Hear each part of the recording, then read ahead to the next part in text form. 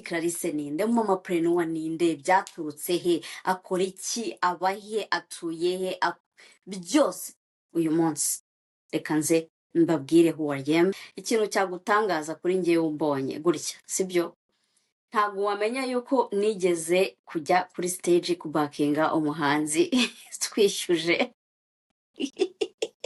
batangira gukora hi sister hi n'ibiki ngo hi reka sister bitese abanyamerika from Indiana. Hello guys, what's up?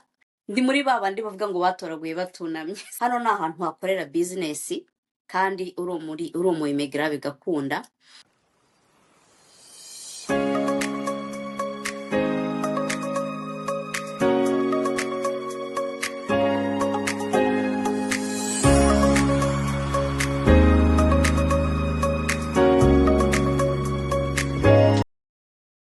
Hello again, my people. Welcome back ku Mamapreneur podcast. Njyewe ndi Clarisse, your host. Nk'ibisanzwe rero, murabizi neza ko buri gihe mba mfite ikintu cyo guserebra. Uyu munsi, guys. Oh, wow.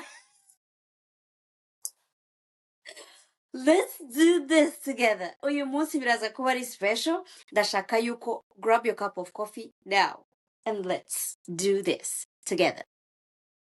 Let's celebrate ko mfite aba subscribers bageze almost ku 2,000 ku buryo uramutse ukanze subscribe niba utarabikora ushobora kunyuzuriza 2,000 akaba ari wowe ndi gucelebrating kano kanya.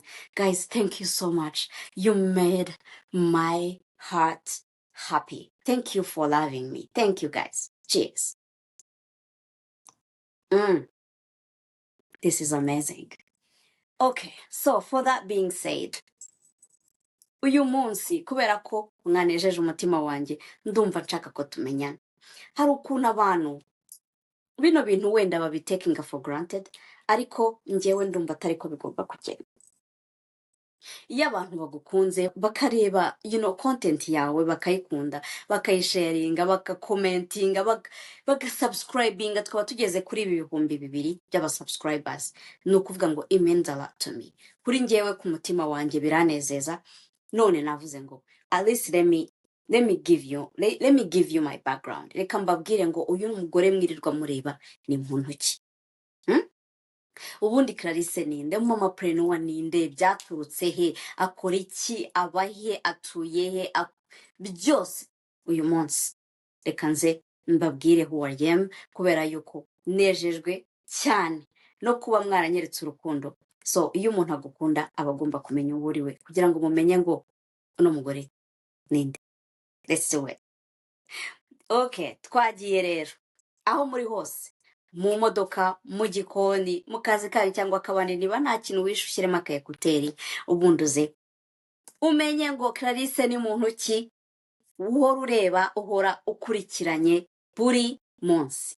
Okay, ikibazo cya mbere kirabaza ngo amazina yawe ninde. Hari abantu bazi umumapreneur gusa batajya banibuka ko ndi Clarisse. So njyewe rero nitwa Clarisse Murebwayire, uwitonze ni family name nahawe n'umugabo.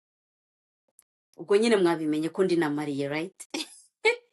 Ndi mariye ku mugabo umwe kwa kundi tujya twipresenta mu rusengero.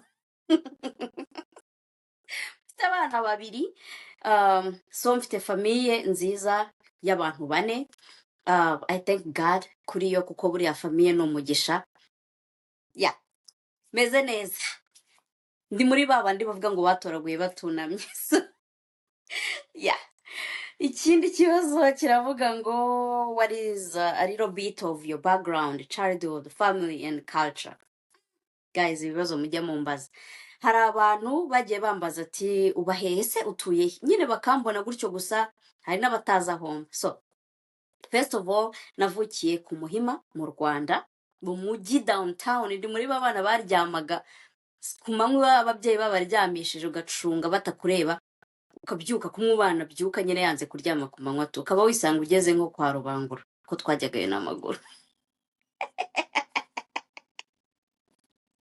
Ya narakubaganaga ariko nyine reka ndeke gukabya karagaciyemo ko gukabiriza, ariko hari hafi umva twajyaga Sainte Famille gusenga n'amaguru, abandi twarahereje Sainte Famille.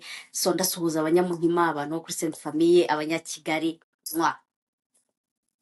Hanyuma rero nyuma yaho ntuye ntuye muri USA. Ntuye muri USA muri Indiana, abanyamerika from Indiana. Hello guys, what's up? Okay, abantu duturanye ndabasuhuje cyane, abandi bantu nabo tudaturanye ariko bari hano. Hi everyone, tuzahurira mu bintu bimwe cyangwa ibindi, ariko nawe niba ujya umbona akavideo gaciyeho ujya uvuga ati uyu ni wa mugore wo muri Indiana. Okay. What is your family culture? Family culture yanjye aho navutse cyangwa se iyo nakoze. Anyway, aho navutse rero culture yacu turi abantu batarama nyine bikundira vibe tu urumva. Kandi nkiri n'umwana ikintu nibuka nuko mama yajyaga dusetsa, yajyaga duterera indirimbo. Ndumva ndi muri bwa bwana mama cyangwa iyo habaga haje abashyitsi batera akaririmbo bakakubwira ngo jya imbere utubyineresha, cyangwa se nijoro tugiye kuryama. Njye ntabwo ndi muri ba bana basomerwaga ibitabo bagiye kuryama, ariko nemera yuko mama wanjye yabisomaga, yabikuraga mu mutwe akabidushyira. Twagiraga story time, yajyaga ducira imigani akatubwira stories z'ibintu yasomye wenda nko mu bitabo bya Mate d'Afrique, ngo la Colombe la fourmi, hari ibindi n'ibiki. Hi mama Colombe. Okay, yeah, culture yanjye nuko ntago nkunda kwibabaza, nkunda ahantu havibinga, nkunda ahantu hari ibirori, nkunda ahantu hari abantu baryoshye bameze neza. Ntago nkunda ibintu biri donc bicirinze biri oh yeah, that's not me. Nkunda abashyitsi, nkunda nyine nkunda abantu, people person. Hanyuma rero ukaba nkaba narabizanye n'ubundi no muri famille yanjye iyo ndimo. So yeah, nuko bimeze. Ikindi kibazo gikurikiyeho kiravuga ngo where do you live, what do you love most about it? Aho nkuye ubu ngubu ni iki mpakundira? Muri Amerika sha tell promise. Okay, nkunda ko ari land of opportunity. Nkunda yuko ntabwo ushobora gushomera, ntabwo ushobora kubura icyo ukora unless uvuze ngo njyewe mu by'ukuri wenda sinshaka gukora bino, sinshaka gukora biriya. Hano ntabwo ushobora kubura akazi kereka winaniwe. So hano ni land of opportunity. Hano ni ahantu hakorera business kandi uri mu immigrant bigakunda. Cyo kintu makundira, uzasanga gas station ari abahinde, uzaza usange ama supermarket ari aba Asian African market, supermarket. Uzasanga nanjye udekora, so hano nta bintu byinshi nyine, like it's opportunity. Ni wowe wo kwinanirwa ariko opportunity hano zirahari nyinshi cyane. Icya kabiri, ikintu nkundira hano, basic needs hano muri kino gihugu ugomba kuba ufite imodoka. Ibyo ndabivugira yuko njyewe naje ntayo ngira, ntayo nigeze ntunga, kandi nari mfite igikomere cyo kwirirwa ngenda kuri moto, abamotari banyugamana kuri sitasiyo sha bagatangira kugutera story. Urabizi story z'abamotari batangira gukora hi sister, hi nibiki, ngo hi reka sister bitese. Kimbwira umugabo wanjye ati njye gukata imodoka gutya muri highway, urumva meze neza. Urumva ntabwo nzigenda nari kuzayigurira, ariko God made it. Nageze hano narayibonye ndayitwara, so I'm grateful. Nageze no ku bindi byinshi birenze ibyo ngibyo, ariko ako ni akantu k'agastori nyine nari nshishijemo kakwereka yuko aho ibindi biba biri luxury. Urumva imodoka umuntu yitunze mu Rwanda bari umukire, abari luxury nyine wabonye amafaranga yo kwigura. Hano ni itegeko kugira ngo ubone akazi utagira imodoka, man. Hey, reka. So culture y'ahangaha rero nyine urumva kuba umuntu yifitiye akamodoka, waba umeze ute, ukungana uko ariko kose, level yawe mba mbona bitwika. Okay, twagiye. Igikurikiyeho journey to YouTube and podcast. Why did you start this podcast or this channel? Ni kubera iki natangiye no channel? Umva rero mbabwire. Urabizi? Nababwiye ko ndi umugore, nababwiye ko ndi umumama. Urumva abagabo abagore dukunda kuvuga, sibyo? Turavuga pe. So, nagiraga rero umudamu w'inshuti yanjye nkakunda kumuhamagara nkambwira ati hayi bimeze gute, tukavugana abana bimeze gute, tukavugana ese umwana iyo arwaye gripe ubigenza ute, umuti uri gukora cyane ni uwuhe, chit chat about life.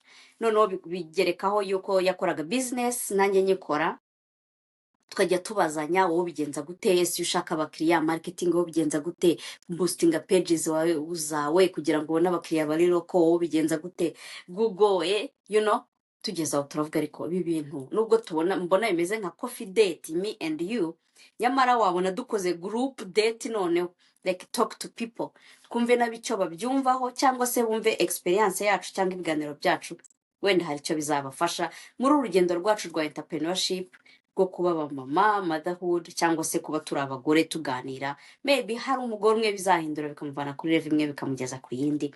Nuko twatangiye podcast, gusa ahantu bigeze ubu ngubu byarenze kuba ari abagore gusa batureba, byarenze kuba ari abakobwa, abadamu n'abagabo bajemo, abajene, oh my gosh, abajene. Hari umusore ejo bundi wanyandikiye ambwira ukuntu ibiganiro byanjye byamufashije kubyuka.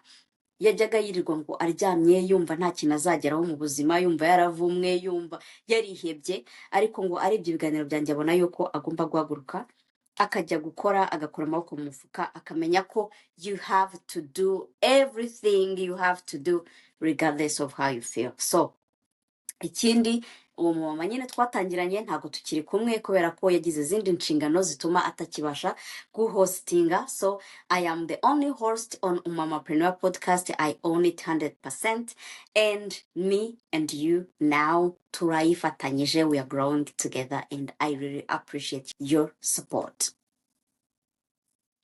Ikindi kibazo kiravuga ngo what were you afraid of when you started your podcast? Ikintu nari mfitiye ubwoba, ntafite ubwoba ko mutazabireba cyangwa ko muzajya ngo ndi nk'umusazi.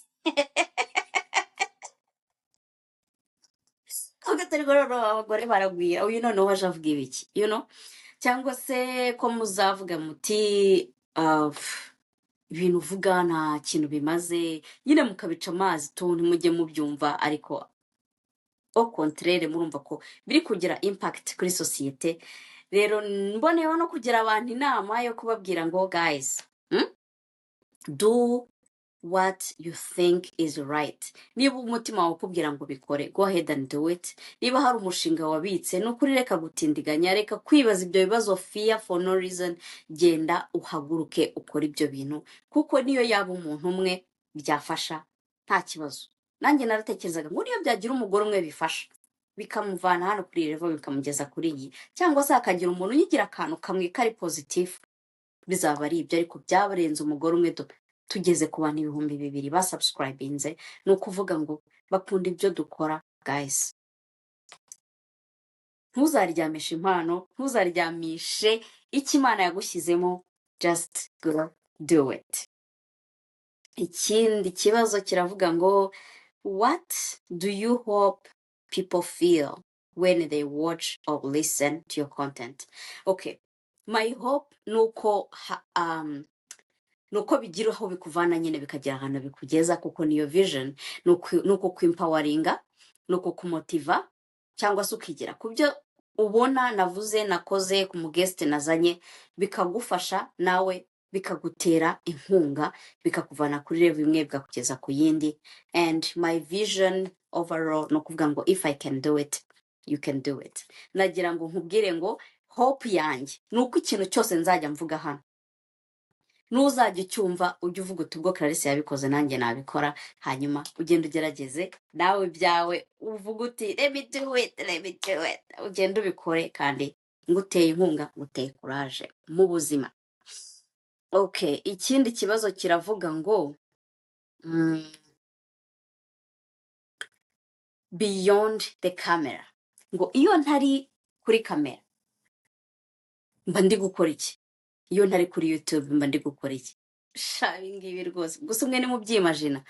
Iyo ntari kuri kamera rero mba ndi umugore nk'abandi, urumva, ukatakata mu nzu, urumva, umanuka muri saro hasi agasanga yibagiwe icyo yari agiye gukora. Urumva, mba ndi umugore nk'abandi ugenda akashwana n'abana banze kurya, biyanduje, basize ibiryo ku gikuta.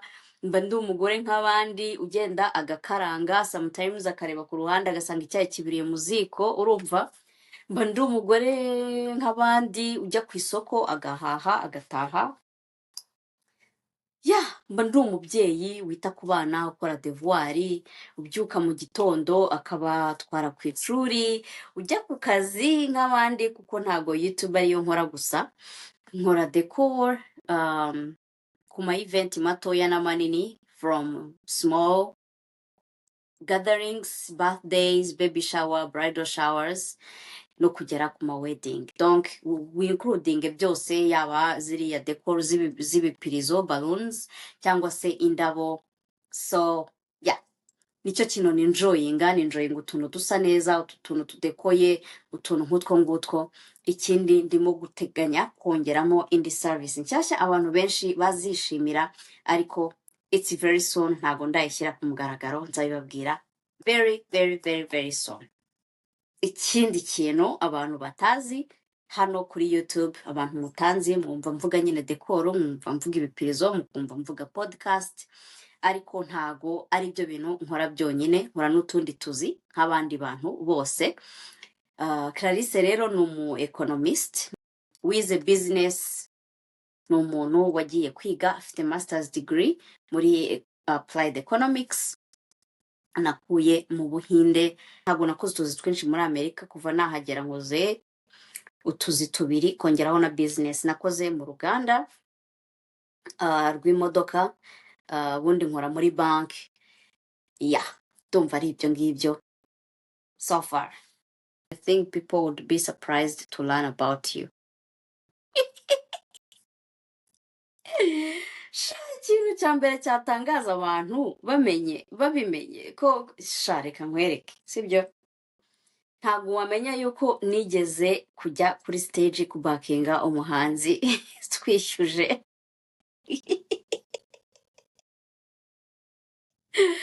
Oh wow, mfite izina rya stage, abana bize mu Buhinde. Hello, Sister Cla here in the house. Oh yeah, so nimwumva nuhura n'umuntu kumva nyise Sister Cla, cyangwa numva ndi kwivugisha ngo ngewe ngo Clarisse ngo Sister Cla, naho byaturutse. Nigeze kubaho umuntu ujya kuri stage kuririmba, mbakinga abandi bantu, ariko apari y'ibyo nkunda kuririmba cyane. Naririmbye muri korali zitandukanye. Muri segonderi ho bwo nigeze kudirija mu kiliziya. Murimo kubibona? Yeah, I did it. Okay. Ikindi kibazo kiravuga ngo how do you define success for yourself? So njyewe success for myself ni igihe nkoze ikintu kikagira impact, ni igihe nk'ubu nkoze no podcast ikagira umuntu ifasha, ni igihe ngiye ku kazi nkakora nkagira icyo ninjiza mu rugo gishobora gutunga umuryango, like ntibabure basic needs. Ni igihe nkoze business ikaba yava kuri level imwe ikagera ku yindi. Ni igihe mbashije kugira umusanzu ntanga kuri societe. Ni igihe mbashije kuba hari ibintu bimwe mpindura, ibyo bita gukatinga cyangwa se gustopinga culture itari nziza, nkazanamo culture nshyashya. Yes, iyo kuri njyewe ngita ko ari success. What is the message you have for everyone who subscribed? Mureke mbabwire, umuntu wese wa subscribinze kuri iyi channel y'umama Prenova, reka mbegere. Umuntu wese wa subscribinze kuri iyi channel, babwize ukuri, uri umuntu w'inkoramutima kuri njyewe. Ikindi kintu gikurikiyeho, ntago wasubscribingiye ubusa, ntago ndi umuntu utakinga for granted any achievement cyangwa time y'umuntu. So this is the time to start over actually. Ubu ngubu the biggest thing nibwo bitangiye, ibyiza byinshi ubu ni nkaho noneho dutangiye bundi bushya. So ibyo utexpectingaga kandi birenze bizagufasha mu buzima ugiye kubibona kuri iyi channel. Niba hari n'abandi bantu uzi batarasubscribinga, ugenda ubabwire kuko ubu noneho mbonye yuko muri tayari muri ready, mu nyumva mu ntega amatwi n'iki cyambuza kubahereza icyo ngomba kubaha cyabafasha mu buzima. So mbahishiye byinshi, ubu ngubu nababwira ngo we are just getting started. Turatangiye noneho sasa, giye kubahereza ibyiza byose nari nifitemo, icyo ntekereza cyose cyagira icyo kigufasha mu buzima cyose, icyo namenye nicyo ntazi ngiye kugikoraho research, kubashakira abatumirwa beza bafite ikintu babafasha mu buzima. This is the right time. Mwumve ngo ntago mwasubscribingiye ubusa. I'm going to give you values, ngiye kubahereza ibintu by'agaciro. Get ready, we are getting started again. Ubu nibwo hagiye gushya kuri ya terime yacu yo ku muhanda, haje hashya. Uyu munsi rero ndumva ibibazo nari mfite ari ahangaha birangiriye. Ibisigaye muzabimbaze, you can comment, mwanyandikira kuri Instagram, mwanyandikira kuri Facebook, TikTok, everywhere. Ibibazo ndabibona. Hanyuma thank you so much, every comment, like, share, byose birakauntinga guys. Ntago nukuri ari ibintu, ntago ari ibintu biba byoroshye ibi ngibi. Abantu mwatangiye ama YouTube channel murabizi ko bigoye. So nimubona ndi guserebra mumenye kumba ndi guserebra ibintu, umva this is a big deal, urumva. So thank you guys, thank you so much, I love you. So see you on Thursday. Mbafitiye umutumirwa mwiza. Oh my god, nari muvuze, it's a surprise. Kuwa kane stay tuned, ntimuzakererwe, mbafitiye surprise yindi idasanzwe. And see you, bye bye.